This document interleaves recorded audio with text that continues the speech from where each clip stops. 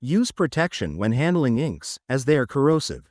Turn off and unplug the printer before handling any components. First, we center the print head and turn off the printer. We remove the screws to take out the capping.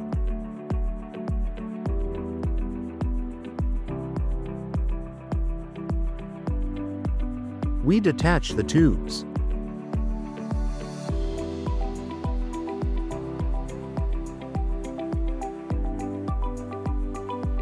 We cut the ends of the tubes.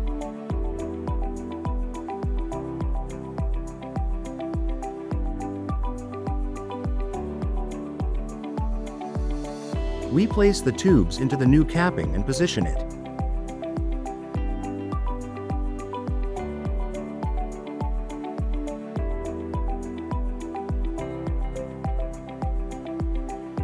Once in place, we screw it in. Finally, we turn on the printer.